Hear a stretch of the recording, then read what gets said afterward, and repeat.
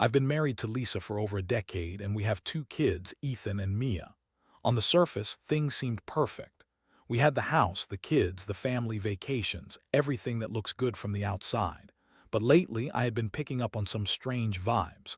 Little things at first, like her being glued to her phone, scrolling through texts with a smile that seemed a little too bright, or how she started going out more often with the girls, which was a new thing. I know the usual routine.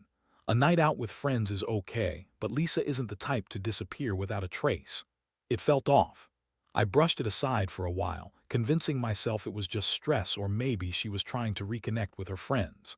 After all, we were both busy with work and kids, and I thought it might be good for her to unwind. But when she started acting defensive, like when I asked her who she was texting so much, that's when the alarm bells really started ringing. Things escalated when I overheard her telling Ethan and Mia not to mention Uncle Ryan around me. I froze. I knew Ryan, he's an old college buddy of hers. I figured they had some kind of friendship, but it felt strange she was telling the kids to avoid mentioning him. My gut twisted. I had to confront her.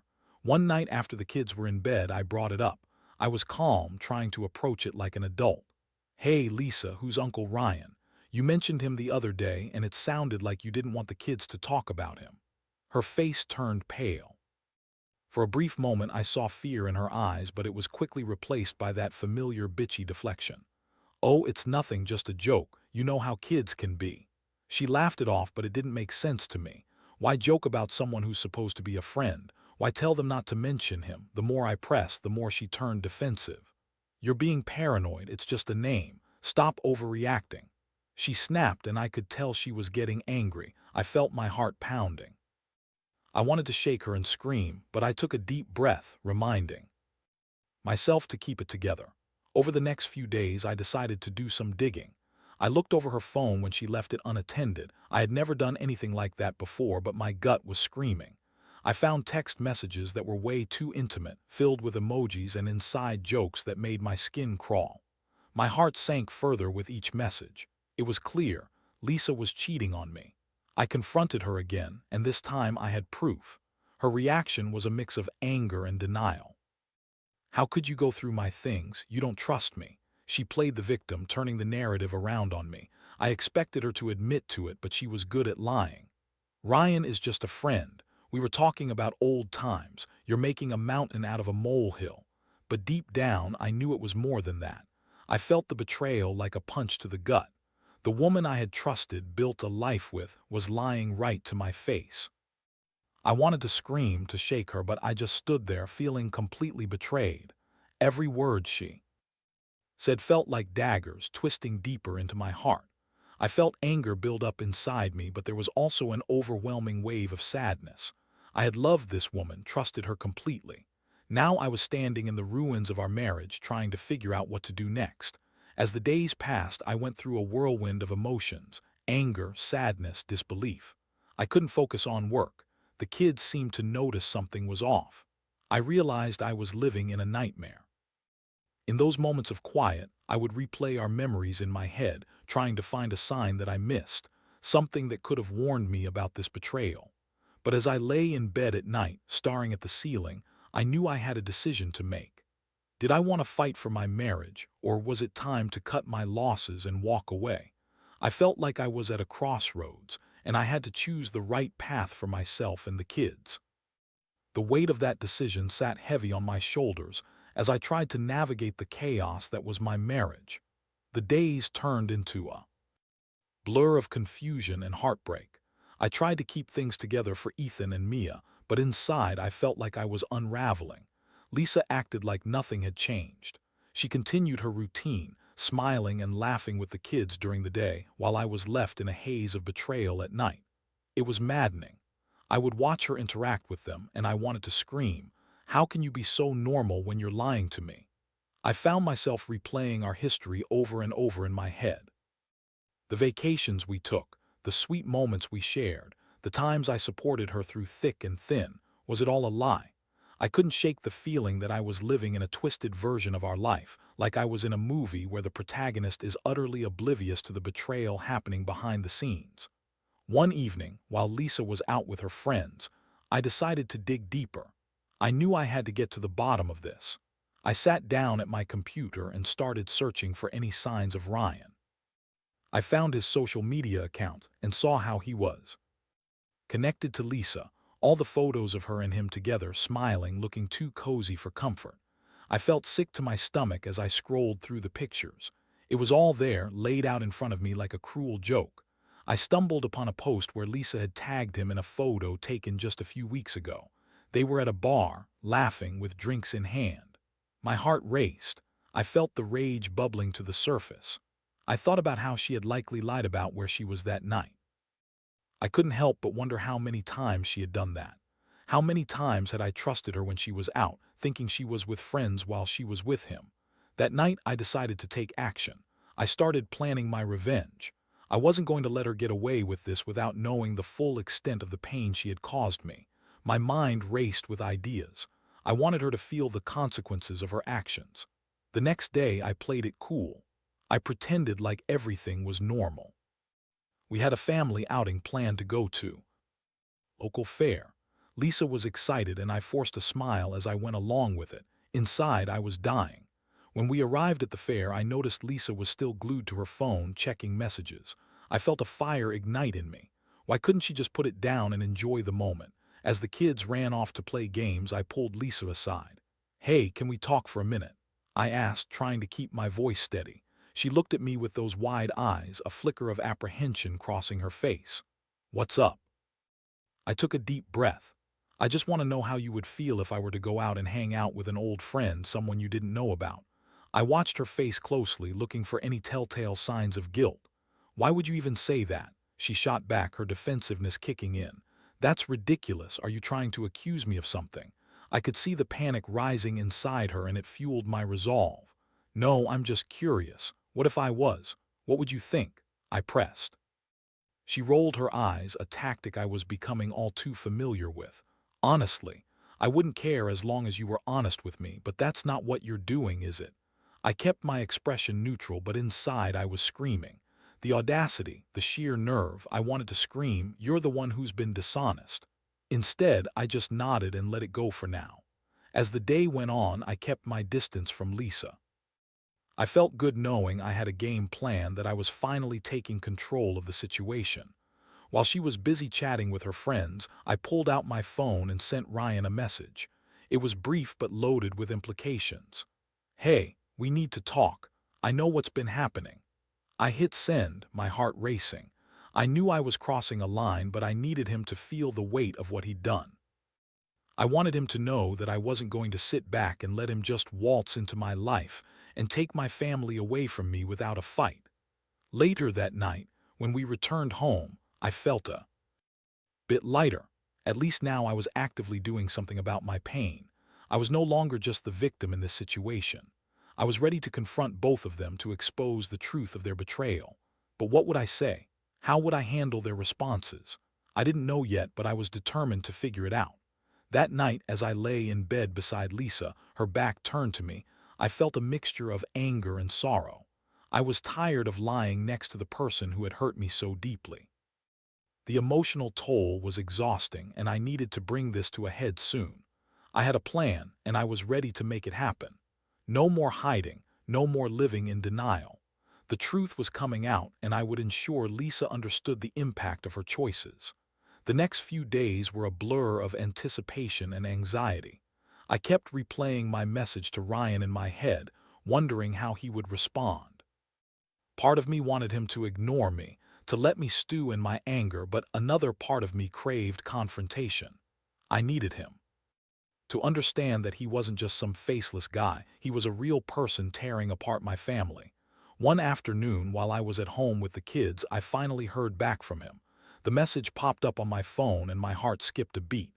"I think we should talk too. This isn't what you think." I stared at the screen, a mix of confusion and rage flooding over me. What did he mean? Not what I think. I'd seen the messages. I knew what was happening. I took a deep breath and replied, "No, it's exactly what I think. You're messing with my family. Let's meet." I didn't give him a choice. It was time for him to face the music, and I was done waiting. We arranged to meet at a coffee shop just a few blocks from our house. As the time neared, I felt a whirlwind of emotions, anger, sadness, and a strange sense of empowerment at the thought of confronting them both. I knew this was going to be explosive, but I needed to stand my ground. When I arrived at the coffee shop, I took a seat at a table outside, my heart racing as I waited for Ryan. I looked around, trying to maintain my composure, but I could feel the tension building inside me. A few minutes later, I saw him approaching, looking casual, almost overly confident. He waved at me, but I didn't return the gesture. Instead, I glared at him as he sat down.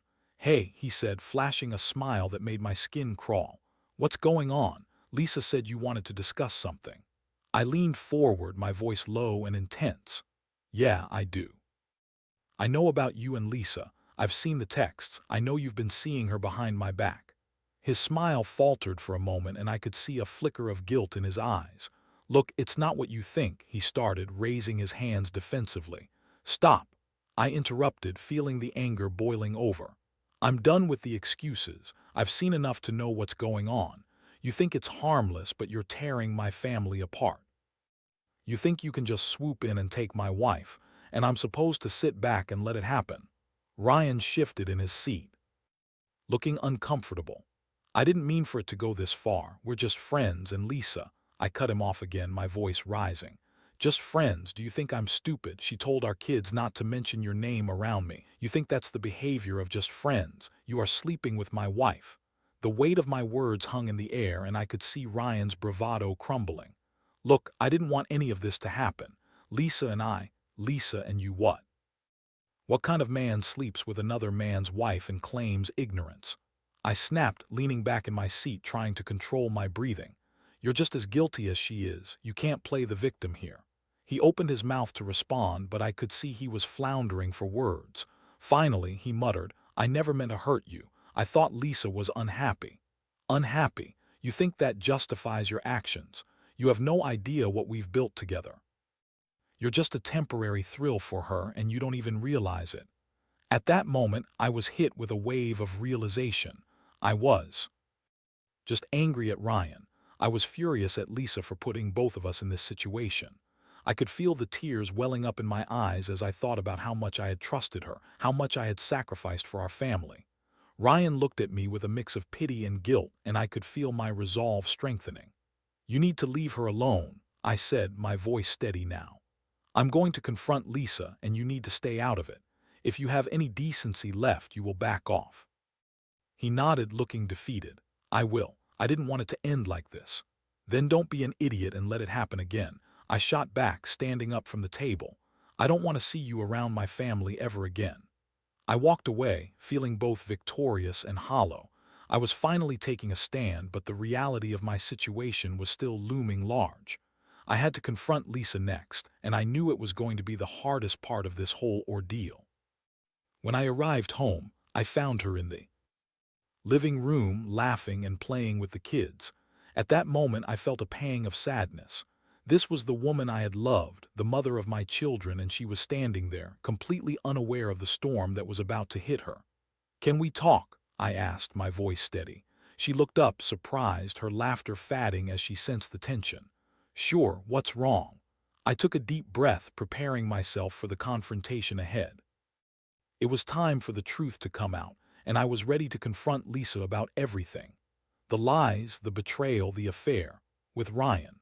I needed her to understand the gravity of what she had done, and I was determined to make her face the consequences of her actions. I led Lisa to our bedroom, trying to keep my emotions in check as I closed the door behind us. My heart was pounding in my chest, and I felt a mix of dread and determination. I couldn't let her brush me off or manipulate the situation. She needed to face the reality of her actions, and I was done playing games. Once we were inside, I turned to face her, my arms crossed tightly over my chest. "We need to talk about Ryan," I said, trying to keep my voice steady. Her expression shifted from confusion to defensiveness in an instant. "What about him? I thought we were done with this conversation." "No, we're not done. You can't just brush this under the rug. I confronted him today. I know about the affair, Lisa. I know everything." The color drained from her face. She opened her mouth to speak, but no words came out. I could see the gears turning in her head as she desperately tried to think of an excuse. Don't bother with the lies. I've seen the texts. I've seen the pictures of you two together. You told the kids not to say anything about him around me. Do you really think I wouldn't put the pieces together? I pressed, my voice growing sharper as I spoke. Her eyes widened in disbelief. You went through my phone. You invaded my privacy. It's not about privacy, Lisa. It's about trust.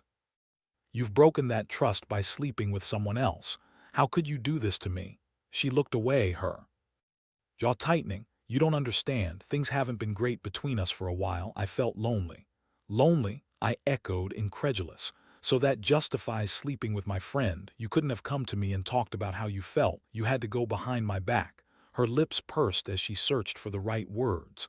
I thought it would be easier. I didn't want to hurt you. I didn't want to destroy our family. But you did. You have. You don't seem to get how badly you've hurt me, I shouted, feeling the anger rise again. This isn't just a small mistake. You've betrayed our vows, our family, and for what? A fling? Some excitement. She opened her mouth to protest, but I could see she was struggling to formulate a response. The facade of confidence she usually wore was crumbling. I wanted to see her squirm a little, to feel the weight of her actions pressing down on her. Do you even love him? I asked, my voice cold and sharp. Her silence spoke volumes. You don't know, do you? You don't know how you feel about him. Or maybe you just don't want to admit it, I continued. This is not just a mistake, Lisa. This is a choice you made. This is a reflection of how you see our marriage. Tears formed in her eyes, and I could see the guilt washing over her. I didn't want any of this to happen. I thought I could handle it on my own. I thought I could keep it from you. By lying to me, by betraying me. I shook my head, feeling the anger subsiding, replaced by a deep sadness. You don't get to make that choice for me. You don't get to decide how I feel about this, how it affects our family. You've shattered everything. You've made your choice, and now you have to deal with the consequences. As her tears began to fall, I felt a pang of sympathy for her.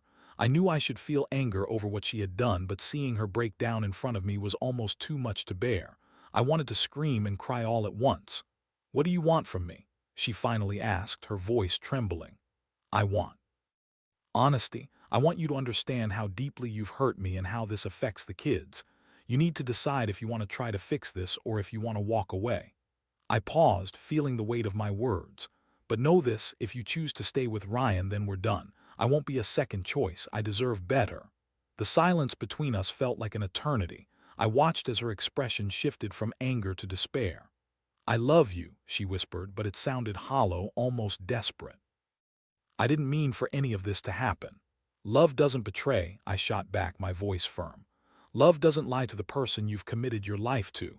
You need to understand what you've done and what it means for us. She fell silent, tears streaming down her cheeks. For a moment, I felt a flicker of hope that she might realize the gravity of her choices. But deep down, I knew the road ahead would be long and difficult. Take some time to think about what you really want, I said, my voice softening slightly. I can't keep living like this. If you want to try to work through this, I need to know you're committed to making it right. Otherwise, I can't stay. I turned and walked out of the room, leaving her behind in a whirlwind of emotions. I felt hollow but resolute. The confrontation had been painful, but I had finally spoken my truth. Whether Lisa would choose to fight for our marriage or continue down this destructive path remained to be seen. All I knew was that I was ready to take a stand for myself and for our kids. That night I lay in bed, wrestling with my thoughts, replaying the conversation over and over in my mind. I felt exhausted from the emotional toll, but I also felt a strange sense of relief. I had finally confronted Lisa about the affair. Now I needed to figure out my next steps, for my sake and for the kids. No matter what happened, I wouldn't let her choices dictate my future. The days following the confrontation were tense and uncomfortable. Lisa and I navigated our home like strangers, each of us aware of the unspoken truth hanging heavily in the air. I tried my best to maintain a normal routine for the kids, but it felt like I was living in a fragile bubble that could burst at any moment. Ethan and Mia were oblivious to the turmoil, and I was grateful for that, but it made my heart ache knowing how much the truth would eventually affect them. Lisa attempted to engage with the kids and even with me, but I could see the strain in her attempts. Each time she smiled or laughed, it felt forced, like she was trying to convince herself more than anyone else. I caught her stealing glances at me, searching for something, maybe a sign of forgiveness. I wasn't sure. But I was still reeling from the betrayal, and the love I once felt for her was clouded by a thick layer of disappointment and hurt. One evening, after putting the kids to bed, I found myself sitting at the kitchen table, staring blankly at the wall. The silence was deafening. I could hear Lisa moving around in the living room, likely trying to find the right words to say. When she finally entered the kitchen, I braced myself for another awkward attempt at conversation. "Can we talk?" she asked softly, her voice laced with vulnerability. I nodded, holding my breath. "What do you want to say?" "I've been thinking a lot about everything," she started, her tone earnest. "About us, about Ryan, about the mistakes I've made. Lisa, I don't want to hear more excuses. You need to be honest with yourself and with me. What do you really want?" "I want to fix this," she said, her eyes pleading. "I want to be with you. I love you, and I'm so sorry for what I did. I know I messed up, but I want to show you that I can change." I felt my heart wrench at her words, but I couldn't let her see how much they affected me. "You say you love me, but love doesn't cheat. You've shattered my trust. It's not something you can just fix with words." "I understand that," she insisted, her voice growing more intense. "But I've been so lost, and I didn't know how to communicate my feelings. It wasn't about you. It was about me feeling inadequate and alone." I felt a rush of frustration. "So you chose to betray me instead of talking to me. That's your solution, to run to someone else instead of facing our problems." "I see that now," she exclaimed, her voice rising. "But it wasn't that simple. I thought I could keep it separate. I never meant for it to go this far. I thought I could just have fun and come back to you and everything would be fine." The audacity of her rationale made my blood boil. "Fun? This isn't fun, Lisa. This is my life. This is our family. You can't just dismiss it like it's some trivial mistake. You've hurt not just me but the kids too." Tears streamed down her face. "I know, and I hate myself for it. I'm willing to do whatever it takes to make it right. I'll go to counseling, I'll put in the effort, whatever you need. Just please don't give up on me." Her desperation struck a chord within me, conflicting with the anger I felt. I could see how much she was hurting, but that didn't erase what she had done. "I don't know, Lisa. I just don't know if I can trust you again." "I understand," she said, her voice breaking. "But I'm asking for a chance to prove myself to you. I know I can't change the past, but I want to work on our future together. Please, let me show you that I can be better." I took a deep breath, weighing her words. I had never imagined we would find ourselves in this situation, and the thought of rebuilding a shattered relationship felt overwhelming. Was it even possible? "I need time to think," I finally said, my voice steady but filled with uncertainty. "You've given me a lot to process, and I can't make any decisions right now. Trust takes time to rebuild." Lisa nodded, her eyes filled with sadness. "I understand. I just hope you'll consider it. I love you and I want to fix this." I didn't respond. I simply walked past her and headed to bed, my mind racing with thoughts. I felt exhausted from the emotional roller coaster, and as I lay in bed, staring at the ceiling, I couldn't shake the feeling of helplessness. Over the next week, I tried to focus on the kids and keep things as normal as possible. Lisa continued to reach out, trying to engage with me and show her commitment to change. I saw her making an effort, attending counseling sessions and trying to communicate better. But every time I looked at her, I was reminded of the betrayal, the lies, the hurt. One evening, after the kids were asleep, I found myself sitting on the couch, contemplating everything. The reality was that I still loved Lisa. That part of me hadn't changed. But the question loomed, could I ever trust her again? Was love enough to rebuild what had been broken? As I sat there, lost in thought, I glanced at my phone. I had a message from Ryan. "Hey, can we talk? I think we need to clear the air." My heart raced. Was he trying to reach out again? Did he think he could just waltz back into my life after everything that had happened? My emotions churned as I debated whether or not to respond. Part of me wanted to tell him to stay away, to cut all ties, while another part of me wondered if maybe there was more I needed to know. I took a deep breath and decided to meet him. I needed answers, closure, and perhaps an opportunity to finally confront him about his role in all of this. I wasn't just going to let them dictate my life anymore. I was ready to take control, even if it meant facing the one person I had blamed for part of my pain. The next day, I met Ryan at a diner near my house. He looked nervous, his usual confidence nowhere to be found. I sat down across from him, my expression firm. "What do you want?" "I think we need to talk about what happened," he said, glancing around as if afraid someone might overhear. "I didn't mean for it to go this far." I raised an eyebrow. "You didn't mean for it to go this far. Are you seriously going to play the victim here?" "I'm not playing the victim," he replied, his voice low. "I made a mistake and it cost you and your family. I get that. I'm just trying to understand what happened." "Understand?" I scoffed. "You knew exactly what you were doing. You chose to pursue my wife. Don't act like you didn't know the ramifications." He looked pained. "I know, and I regret it. I really do. I never wanted to hurt you, man." "Then why did you? Why didn't you tell her to stop? Why didn't you think about the consequences?" "I got caught up in the excitement and I thought she was unhappy with you. I thought I could be there for her as a friend." "Friend?" I spat. "You were in her bed. You betrayed me like it was nothing."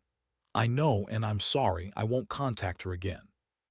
I just want to apologize." I leaned back, crossing my arms. "Apologizing doesn't fix anything. You've destroyed my family. I don't know if I can ever come back from this." Ryan nodded, looking defeated. "I understand. I just wanted to make it right with you. I didn't think about how this would affect you and your kids. I was selfish."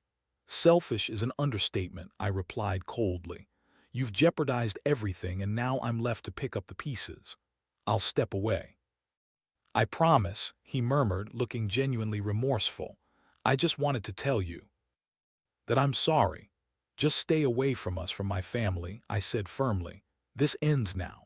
As I left the diner, I felt a strange sense of closure. I had confronted Ryan, and while it didn't erase the pain he had caused, it felt like a step toward reclaiming my life. I wasn't going to let their choices define me anymore. Now, it was time to focus on Lisa and decide if she was worth fighting for. I still had my reservations, but the conversation had opened my eyes to the possibility of healing, albeit a slow and uncertain process. I knew I had a long road ahead, but I was ready to face it head-on, no matter what it took. It was time to decide if I could forgive and rebuild or if I needed to walk away for good. I needed to figure out what was best for me and our kids, and I was determined to make it happen. In the following days, I found myself caught between hope and heartbreak. Lisa continued her attempts to prove herself, but every time I looked at her, I was reminded of the betrayal that had shattered my trust. She was attending counseling, and I could see the effort in her demeanor. She was trying to reconnect with me, to show that she was willing to put in the work to make things right. But I couldn't shake the feeling of caution. The wounds were still fresh, and healing wouldn't happen overnight. We had a few heart-to-heart conversations where she opened up about her feelings of inadequacy and loneliness. She talked about the pressures she felt as a mother and a wife, and how those emotions had clouded her judgment. While I wanted to empathize with her pain, it was hard not to feel anger at how she had handled it. I was still grappling with the question of whether I could forgive her.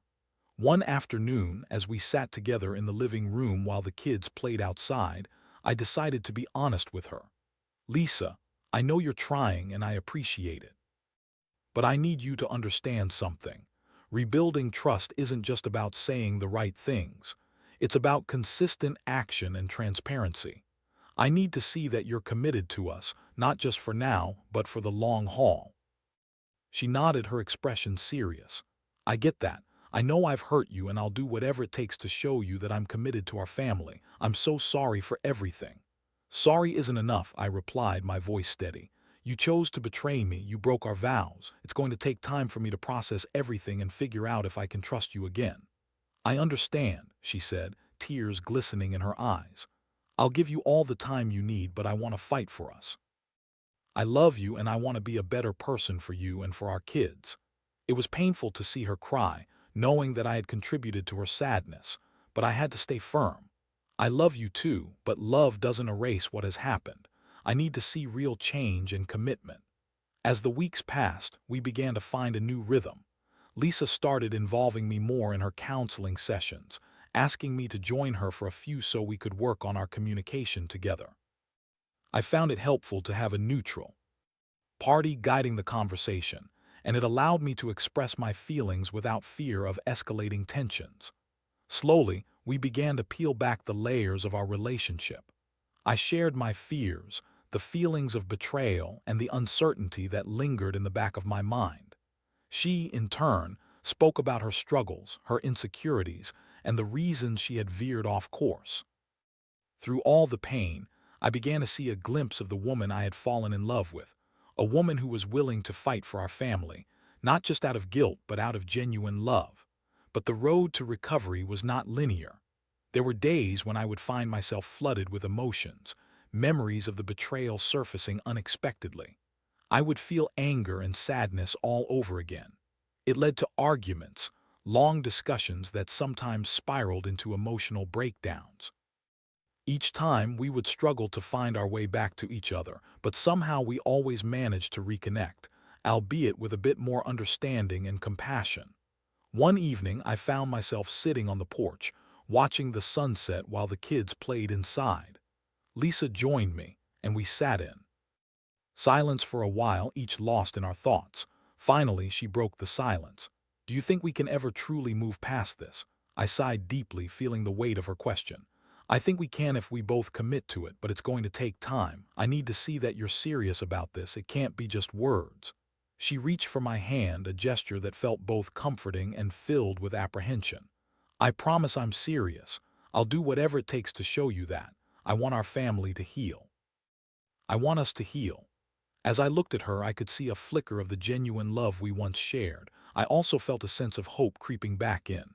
It wouldn't be easy, I knew that, but perhaps we could find a way forward together. "I don't want to rush this," I said carefully. "I need time to rebuild that trust. We have a long way to go, Lisa, but I'm willing to try if you are." "I am," she said, squeezing my hand. That moment felt like a turning point. It was the first time in a long while that I felt like we might actually have a chance. There was still uncertainty ahead, but we were both willing to work together. As the days turned into weeks, I could feel the cracks in our relationship beginning to mend. It was a slow process, and there were moments of doubt and fear. But as we communicated openly and honestly, I found a renewed sense of connection with Lisa. The laughter returned, the love began to flourish again, and we started to become partners once more. Looking back, I realized that this ordeal had taught me profound lessons about love, trust, and the complexity of human relationships. I learned that love isn't just about the good times, it's also about how you navigate the storms together. No matter what the future held, I knew I would approach it with an open heart, ready to face whatever came our way. We weren't out of the woods yet, but as I sat on the porch with Lisa, watching the sun dip below the horizon, I felt hopeful. Maybe we could emerge stronger from this together.